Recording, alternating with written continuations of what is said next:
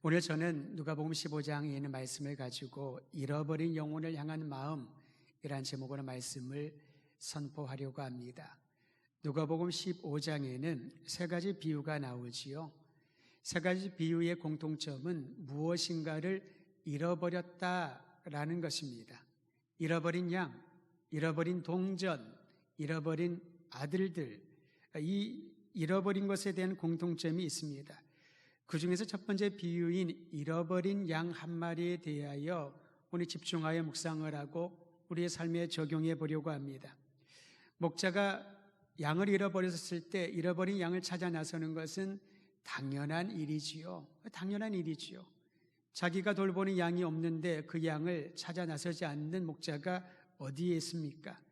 그런데 오늘 성경에 보면은 그 잃어버린 양 한 마리를 찾으려고 99마리의 양들을 들판에 그냥 두고 찾아 나섰다. 이 결정은 참 의아하게 느껴집니다. 아무리 생각하더라도 좀 비효율적이고 무모해 보이기도 합니다. 추측하건대 그 잃어버린 양 한 마리는 고집이 세고 독선적인 성격을 지니지 않았을까 싶습니다. 목자의 지시를 따르지 않고 혼자 돌아다니다가 양무리에서 이탈하여 제멋대로 행동하다가 길을 잃어버렸을 가능성이 높은 것이지요. 왜냐하면 양이라고 하는 이 동물은 그 속성이 굉장히 완고하고 또 소심합니다. 또 삐뚤어진 습성을 갖고 있다라고 양을 연구한 학자들이 말을 합니다. 그렇다 보니 자기가 생각하는 것이 옳다고 여기면 그 방향으로 가기도 하지만은 그러나 성향 자체가 워낙 소심해서 무리를 지어서 다니는 것이 양의 속성이지요. 따로 나간다는 것은 그만큼 그 양의 특성이 다른 양들에 비해서 자기주도적이고 고집이 세다라고 볼 수가 있는 것입니다. 그렇기 때문에 선지자 이사야도 이렇게 말했나 봅니다. 양과 유사한 속성이 우리에게도 있다라고 말하면서 이사야서 53장 6절에 기록하기를 우리는 양처럼 길을 잃고 각각 자기 길로 흩어져 가버렸다 라고 말하고 있습니다. 무리 안에 있을 때는 그대로 따라가지만은 조금이라도 이 질서가 흩어져 버리면은 고집을 세우고 자기가 원하는 대로 각기 자기의 길을 찾아 나서는 것이 양의 속성이라는 것이지요. 한편으로는 제멋대로 행동하는 고집스러운 양이 없으면은 다른 양들을 돌보는데 좀 더 수월하다고 생각할 수 있을 것입니다. 그러나 길 잃은 양을 생각하는 목자의 마음은 달랐습니다. 비록 99마리, 무리 가운데 있는 그 99마리를 들에 두고 나간다 할지라도 홀로 방황하다가 죽음의 위협에 처할 수 있는 그 잃어버린 양을 찾기 위하여 찾아내기까지 찾아다니는 것이 목자의 마음인 것입니다.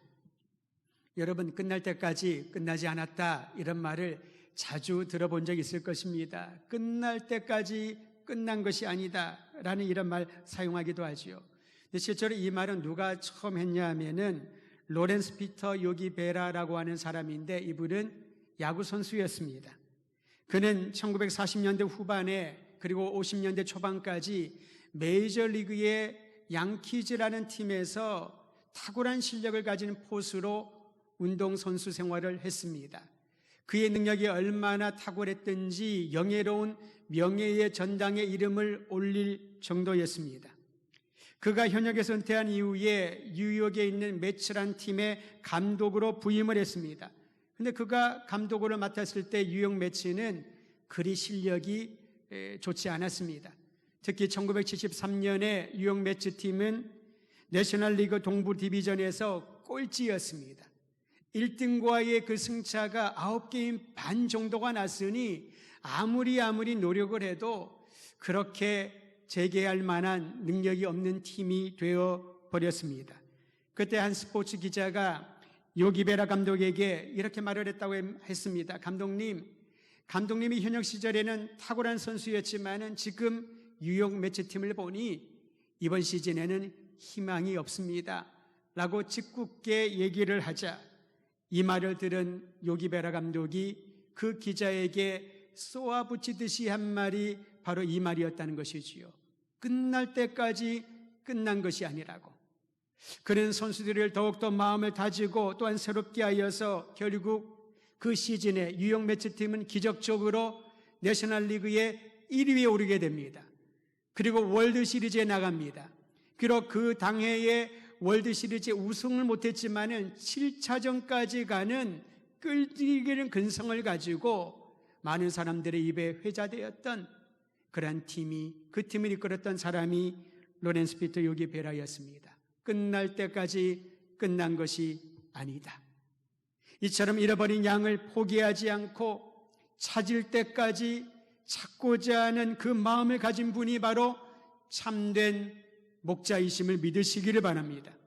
세상의 즐거움을 줬다 주님을 떠나 방황하는 이들을 찾으시는 예수 그리스도, 우리의 목자 되신 그분의 음성에 응답할 때에 새로운 삶이 열리게 될 줄 믿어야 할 것입니다. 마침내 이런 양을 찾은 목자는 얼마나 기뻤는지 그 양을 어깨에 메고 집으로 돌아왔다고 합니다. 간혹 여러분 놀이동산에 한번 갔을 때 아이를 잃어버린 부모들이 간혹 있지요. 방송을 합니다. 마트에서 길 잃어버린 아이를 막 찾다가 그를 만나지요. 그러면은 어떻게 부모들이 반응하는지, 처음에는 염려하다가 잃어버린 아이를 찾으면은 막 화를 내고 야단을 치고 엉덩이 때리는 그런 부모도 있습니다. 너무 속상했다는 거지요. 내가 몇 번을 말해야 하니, 엄마 손 꼭 붙잡고 다니라고 했잖아. 한눈 팔지 말라고 했잖아. 그 잃어버렸을 때 애타는 마음이 찾았을 때는 그 감정이 북받쳐 올라서 아이에게 야단을 치는 경우들이 간혹 있습니다. 다른 그러지 않겠지요.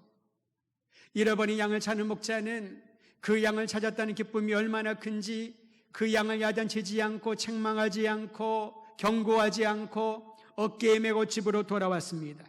그리고 집으로 돌아와 친구들과 이웃을 초청하여 잔치를 벌였습니다.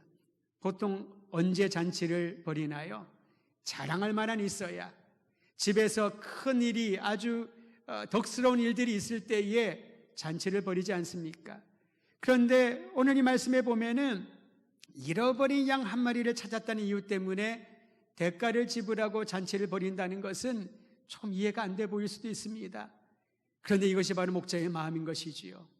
얼마나 즐거웠든지, 얼마나 기쁘고 행복했든지 자기가 추가로 돈을 다 지불해서 잔치를 벌여 주변에 있는 친구들과 이웃들을 초청하여 함께 기뻐했던 것입니다. 예수님은 이 비유를 통하여 우리에게 분명히 말씀하시고자 하는 의도가 있습니다. 누가복음 15장 7절은 예수님의 의도가 무엇인지를 우리에게 가르쳐 줍니다. 여러분 함께 큰 소리로 누가복음 15장 7절 말씀을 읽도록 하겠습니다. 같이 읽습니다. 시작. 내가 너희에게 이르노니 이와 같이 죄인 한 사람이 회개하면 하늘에서는 회개할 것이 없는 의인 99으로 말미암아 기뻐하는 것보다 더하리라. 이것이 바로 99마리 양들을 들에 놔두고 잃어버린 양 한 마리를 찾아 나선 목자의 마음인 것입니다. 하늘에서 회개할 것이 없는 의인 99명보다 잃어버린 한 영혼, 죄인 한 사람이 회개하고 돌아오면은 이 기쁨이 더한다는 것이지요. 여러분, 이것이 예수 그리스도의 마음인 줄 알고 주님의 마음을 우리 각 사람이 품고 한 영혼 한 영혼을 바라보는 은혜가 있기를 주의 이름으로 축원드립니다. 어떻게 살아야 할지, 무엇을 해야 할지 몰라 방황하며 절망 가운데 고통스러워하는 이들을 찾아 나서는 목자의 마음이 우리 주님의 마음입니다.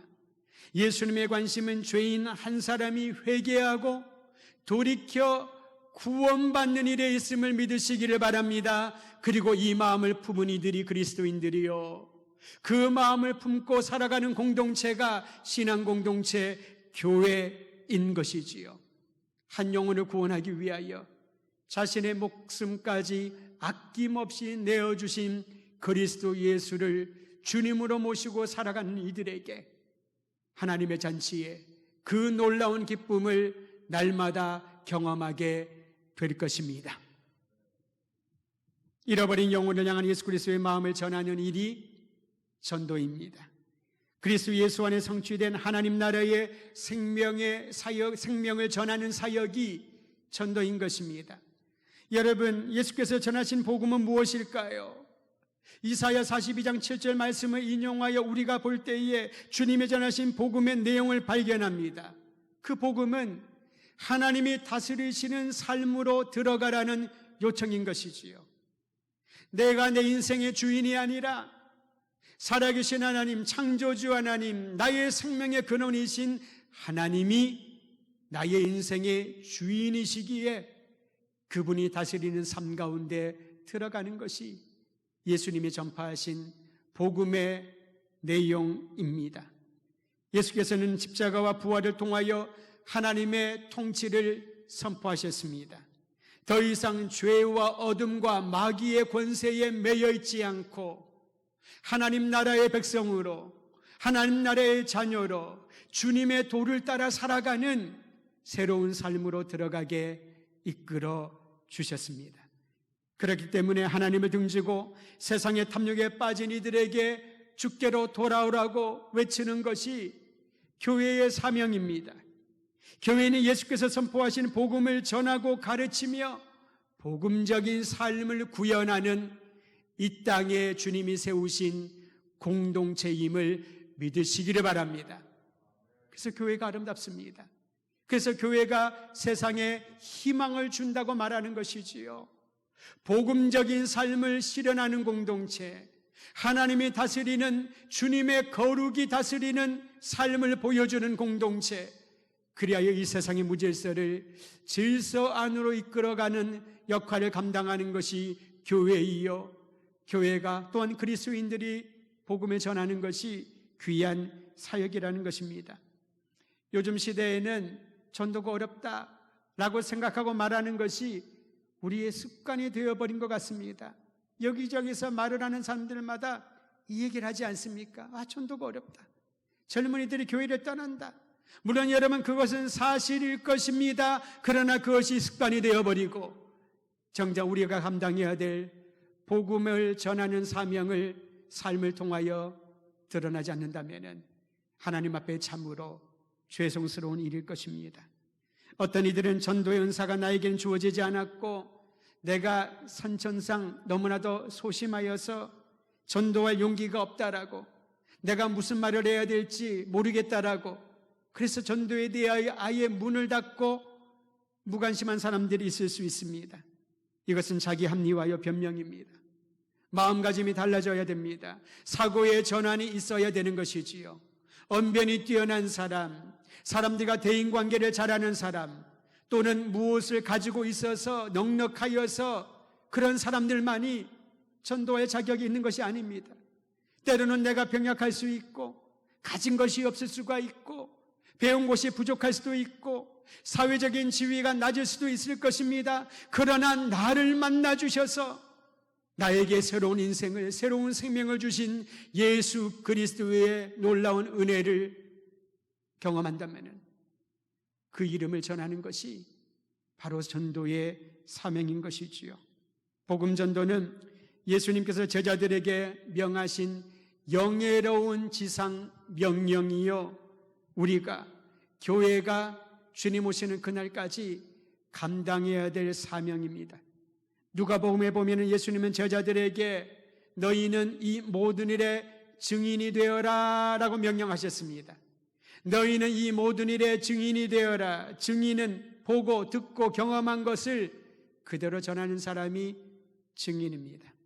그 이상도 그 이하도 아닙니다.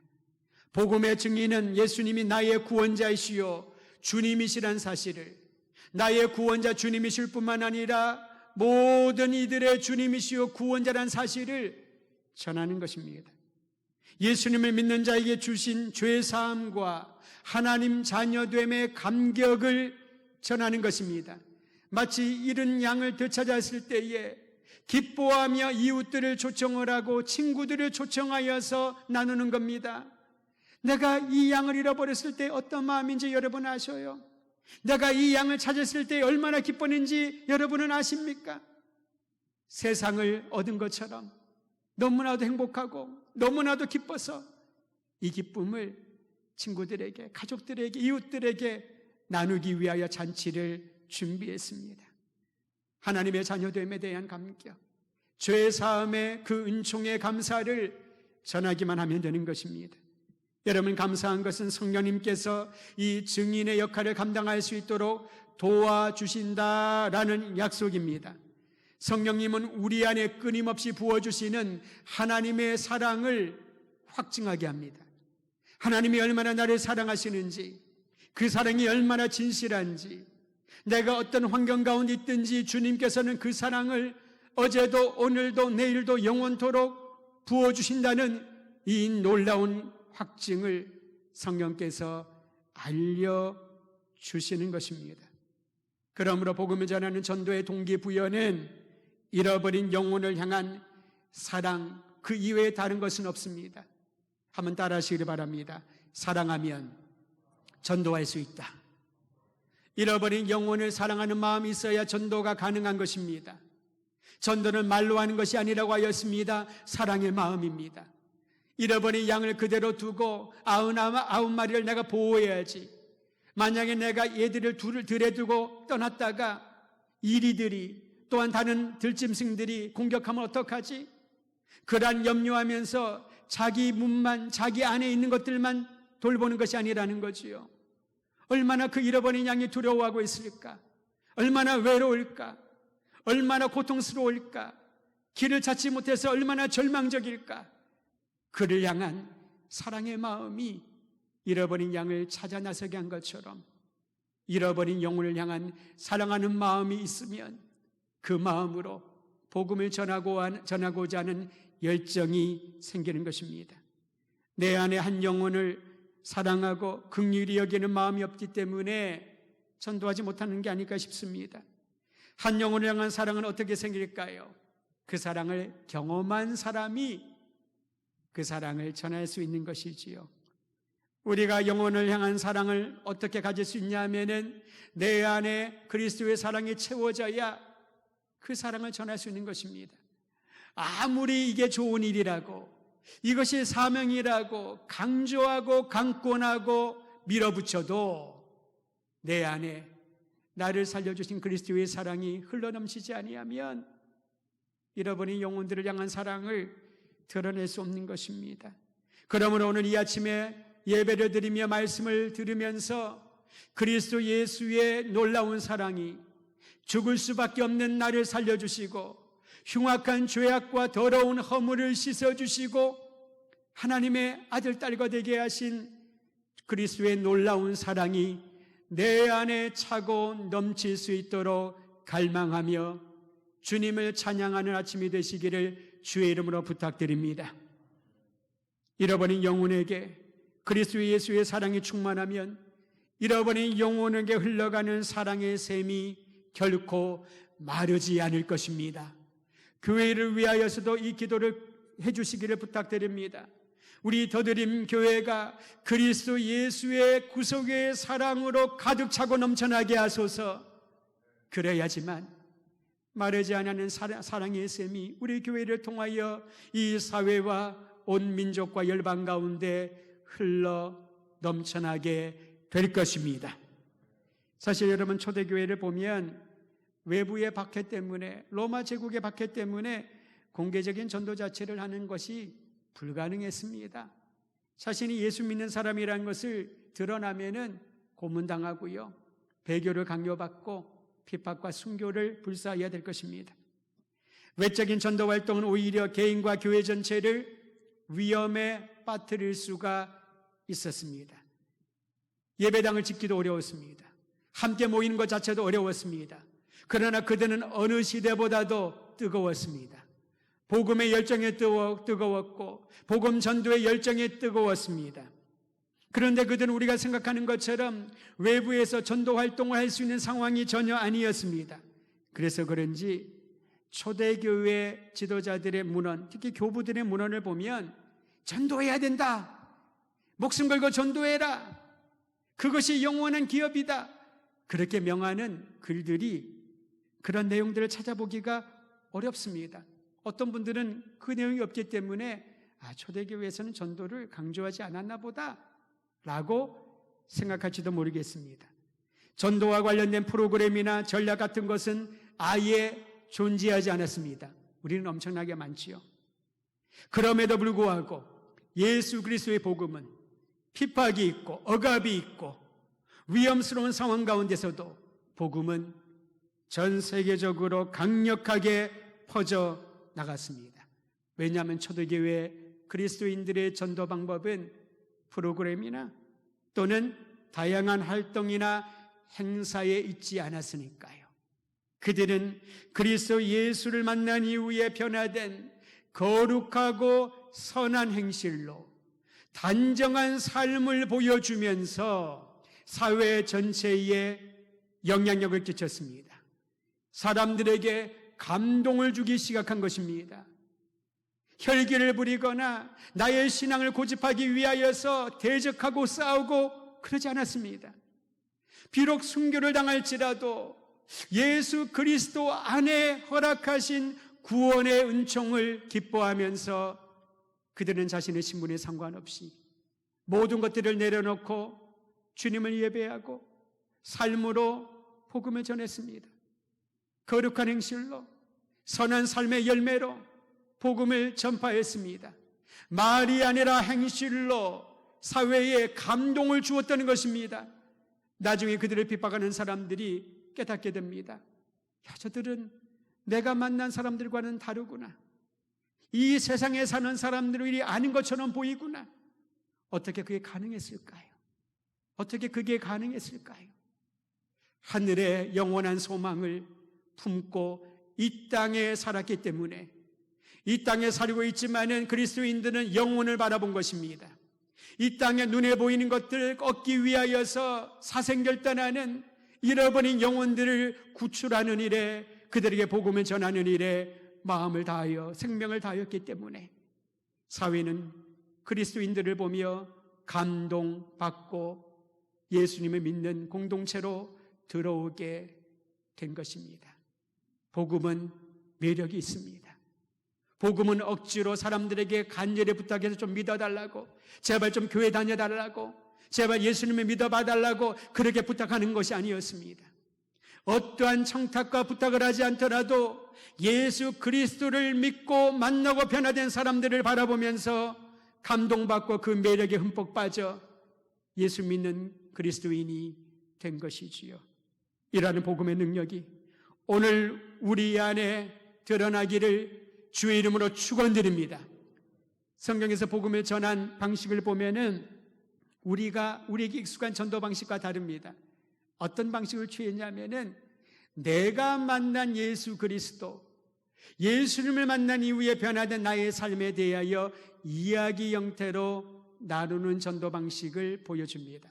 사도행전은 여러분 읽다 보면 베드로의 설교가 나오지요. 간증과 같습니다. 사도 바울의 메시지가 나옵니다. 9장에 그가 회심을 하고 22장과 26장에 이방의 군주들 앞에서 또한 많은 사람들 앞에서 내가 어떠한 사람인지, 내가 만난 예수님에 대하여, 예수님을 만난 이후에 그의 변화된 인생에 대하여 나눕니다. 설교라고 말할 수 있지만은 간증에 가깝습니다. 구원에 관한 하나님의 약속을 나눕니다. 약속의 성취자이신 예수 그리스도에 대하여 이야기했습니다. 회개하고 예수님을 영접한 이들에게 주신 새 생명에 대하여 이야기했습니다. 예수님을 인격적으로 만난 이후에 나 자신에게 어떠한 변화가 일어났는지 그것을 이야기했습니다. 이것이 전도의 방식이 된 것이지요. 군주들에게는 그들에게 적합한 방식으로 통로로 방법을 사용을 합니다. 친구들에게는, 가족들에게는 적합한 연결점을 가지고 내가 만난 예수님, 구원자이신 예수 그리스도에 대하여 증거합니다. 유대인들에게는 구약의 율법과 선지자가 예언한 바로 그 메시아가 십자가에 달려 죽으시고 부활하신 예수님이라고, 나도 그를 핍박했지만은 다메섹으로 가는 도중에 나를 만난 예수님 때문에 내가 변화되었다고, 내 눈이 열렸다고 바울은 자신의 변화된 삶을 유대인들에게, 형제와 자매들에게 나누면서 복음을 전했던 것입니다. 대상이 누구인지에 따라 그들에게 적합한 연결점을 가지고 삶의 현장 가운데서 복음을 삶으로 전했던 것이지요. 여러분, 전도가 힘든 이 시기라고 말하는 습관이 되어버린 이 땅, 이 시대를 살아가면서 어느 때보다도 하나님이 주시는 복음 전도의 부흥의 역사가, 복음이 흥왕하는 거룩한 역사가, 그리스도 예수를 구주로 믿고 그 만난 놀라운 감격을 많은 사람들에게 전하고 삶으로 증거하는 우리 성도들의 삶을 통하여 나타나기를 주의 이름으로 축원드립니다. 코로나의 위기가 우리로 하여금 하나님께 나아가는데 걸림이 되거나 방해가 되는 것이 아니라 오히려 초대교회 성도들이 핍박과 박해 가운데 더 강렬하게 삶으로 복음을 전했던 것처럼 이 위기 가운데 그리스도의 증인으로 살아가는 여러분과 제가 되기를 주의 이름으로 축원드립니다. 학자들의 연구 보고에 의하면 주 40년부터 기독교가 공인되기 된 313년 사이에 매 10년마다 그리스도인들의 숫자가 40%씩 증가했다고 합니다. 10년 전에 숫자가 10년 뒤에 40% 증가하고 그보다 또 10년 뒤에는 40%가 증가하기 시작을 했다고 합니다. 밀라노 칙령이 선포된 주후 313년 때의 로마 제국 내의 기독교인의 숫자를 보니 전 인구의 10%에 달했다고 합니다. 기독교가 공인되기 직전까지 로마 제국 도처에 여전히 핍박이 있었지만은 예수 그리스도를 구주로 믿는 그리스도인들의 숫자가 10%에 달했습니다. 마음껏 자유롭게 예배를 드리지 못했지만 성경을 소지하기만 해도 그들이 고문받고 핍박당하고 순교의 위험에 처했지만 그런데도 성령의 역사는 예수 그리스도의 복음을 전하는 열매를 맺는 그 역사는 중단하지 않았습니다. 아무리 작은 빛이라도 있기만 하면 어둠을 밝힐 수가 있지요.